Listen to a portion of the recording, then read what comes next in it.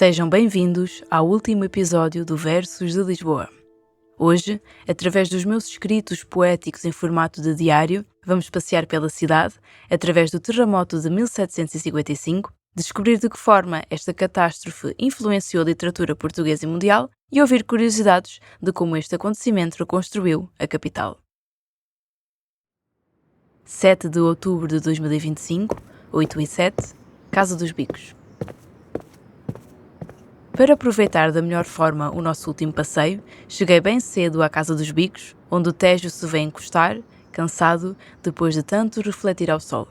Este edifício, também chamado de Cais de Brás de Albuquerque, tem uma fachada de pedras talhadas em formato de diamante.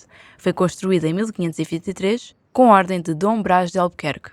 A casa quase contém a geometria sagrada da cidade e sobreviveu, por pouco, ao terremoto de 1755. É hoje a sede da Fundação José Saramago, onde descansa a memória do nosso Nobel e uma enorme árvore de flor rosa dá sombra a quem precisar. Apesar de não ter nascido em Lisboa, Saramago viveu na capital durante vários anos e desenvolveu uma relação afetiva com a cidade. O Nobel via Lisboa através da sua autenticidade, das pessoas e da sua história. A capital de Saramago é percorrida pelos pés e pelos olhos, mas sentida pelo coração. Para ele, a verdadeira Lisboa pertence aos bairros e àqueles que sabem sentir. Saramago reconhecia que Lisboa se transformou nos anos mais recentes e que os muros de betão e as pedras alteravam o perfil das colinas e dos panoramas. Ainda assim, desejava que o espírito da cidade sobrevivesse, apesar de todas as suas mudanças modernas. O facto da Casa dos Bicos ter sobrevivido é quase simbólico. Lisboa, como Saramago desejava, é feita de resiliência e de essência. É essa alma que o terremoto despertou, levando a uma profunda reflexão que ecoou por todo o mundo. O sismo foi visto por muitos como uma das primeiras grandes catástrofes globais de mídia, o que chamou a atenção europeia e mundial, abrindo um grande debate. Immanuel Kant, Voltaire e Rousseau são alguns exemplos de autores que escreveram sobre o terremoto, questionando a bondade divina. A catástrofe forçou a literatura a enfrentar o terror e a contingência do mundo. O impacto foi tão grande que até influenciou o romance gótico britânico, um género que explora o mistério, o terror e o horror. 9h17, Rua da Prata. Sigo o meu caminho para a Rua da Prata. Este é um dos principais arruamentos da Baixa Pombalina, hoje em dia quase vazio. Foi construída no seguimento de 1755, na reconstrução da cidade.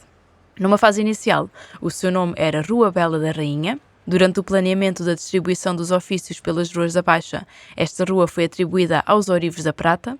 Além deles, as lojas restantes seriam ocupadas por livreiros que anteriormente residissem na vizinhança. Hoje, as pedras do chão estão gastas de tanto serem pisadas e as lojas, algumas com letreiros antigos, guardam os ecos e a história de quem por lá viveu. 9h57, Rua Áurea. Chego à Rua Áurea, também conhecida por Rua do Ouro, sendo que este nome também tem uma ligação com o período após o terremoto que abalou Lisboa. Em 1760 decretou-se que os ourivos da capital deviam estabelecer-se nesta rua. Este material precioso é na literatura um símbolo de recomeço. O ouro não é apenas imagem de riqueza, mas a promessa de um futuro renovado a partir dos escombros. A reconstrução da Baixa foi um ato de ordem, de planeamento e, acima de tudo, de vontade. A literatura em Portugal também refletiu essa luta.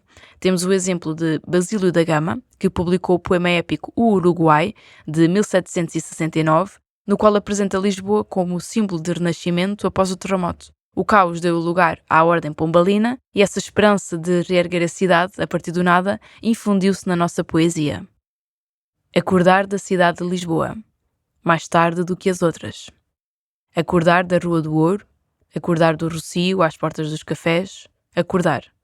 E no meio de tudo o agar, que nunca dorme, como um coração que tem um pulsar, através da vigília e do sono. Álvaro de Campos. 10h17, Igreja de São Nicolau. Viro para a Igreja Paroquial de São Nicolau e São Julião, um templo católico, cuja história remonta ao século VIII. A igreja sofreu várias reconstruções, mas a mais significativa aconteceu devido ao sismo, que lhe deu novas características a nível da arquitetura e da pintura. A destruição de templos católicos levou a uma grande questão teológica. Em Portugal, o terremoto foi frequentemente interpretado como um castigo dos deuses, uma visão que passou imenso para obras literárias. Teodoro de Almeida, por exemplo, escreveu Lisboa Destruída, publicado em 1803, uma epopeia sobre o terremoto e como este foi movido pela justiça de Deus. 11h27, Baixa Chiado. Chego finalmente ao Chiado e lá ao fundo está a Livraria Bertrand, fundada em 1732, sendo a mais antiga do mundo ainda em funcionamento e que também sobreviveu ao sismo. A Lisboa que vejo ao meu redor não é exatamente a que eu gostava de ver. Sinto que a cidade prometida não é exatamente esta. Eu não consigo ver as ruas, não consigo ver as suas distâncias, não consigo observar com atenção os edifícios devido ao burburinho constante das pessoas com pressa e sem atenção. Mas para minha felicidade, nas escadas de uma igreja, uma menina muito jovem lê o livro de Saramago e pergunto-me se será o primeiro que ela lê, de sua autoria. Pergunto-me o que achará ela do que está a ler. 12h07, Praça Luís de Camões. Quase a terminar o meu passeio, passo pela Praça Luís de Camões, onde a estátua do poeta observa o movimento da cidade. Camões está de pé, sobre um pedestal octogonal, e pergunto-me se os seus versos ainda flutuam pelo chiado. E será que alguém repara realmente nele? 12h17, Café A Brasileira, Rua Garré. Por fim, chego ao destino final e posso finalmente descansar para beber um café. Muitos já devem de saber onde estou, junto a Fernando Pessoa, que, assim como Camões, observa as pessoas que querem tirar uma fotografia com ele. Entre os elétricos, dos largos e as fontes, entre a luz e a sombra, Lisboa continua a ser escrita, num capítulo que neste momento não consigo perceber qual é. O terremoto de Lisboa de 1755 foi um marco na história da cidade que causou uma devastação física e deu origem a uma profunda onda de choque no mundo, mas também impulsionou um grande desenvolvimento nas artes, na poesia e na literatura em geral. Desde a apologética religiosa que o via como castigo, à sátira iluminista de Voltaire, que atacava o otimismo filosófico, até ao terror gótico que influenciou o romance europeu, a catástrofe forçou os escritores a enfrentar a condição humana. Lisboa, 7 de outubro de 2025. O Tejo apoia-se na Casa dos Bicos, como quem regressa de uma longa viagem. As pedras, diamantes esgotados, guardam o brilho de uma cidade que sobreviveu à sua própria queda. Lisboa ainda treme, não por saudade, mas porque a memória é um sismo lento, que percorre as nervuras do chão. Aqui, a literatura nasceu dos fragmentos. Voltaire questionou os deuses. Rousseau ouviu o silêncio das ruínas. Kant mediu o abalo das almas.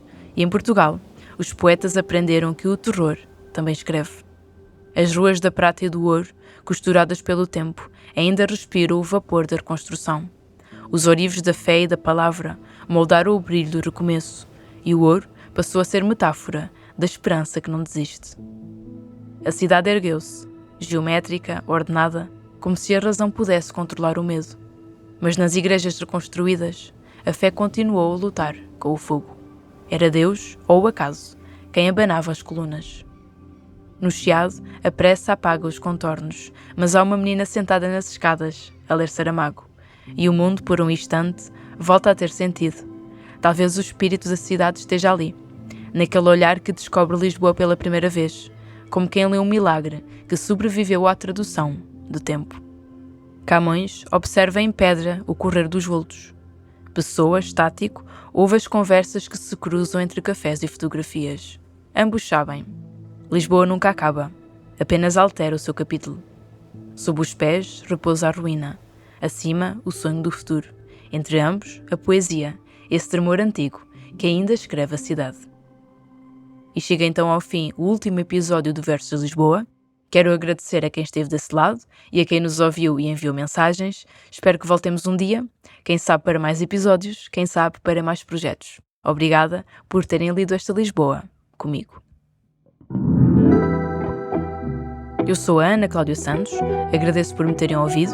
Este é um projeto com coordenação de Ver Imperfeito e apoio de Espaço Imperfeito, Comissão de Coordenação e Desenvolvimento Regional de Lisboa e Val do Tejo, Subvertis e PIC Creative Collective. Guião e poesia de Ana Cláudia Santos, fotografia de Ana Ferreira, música e edição de som de Diogo Lourenço e vídeo de Carlos Alves.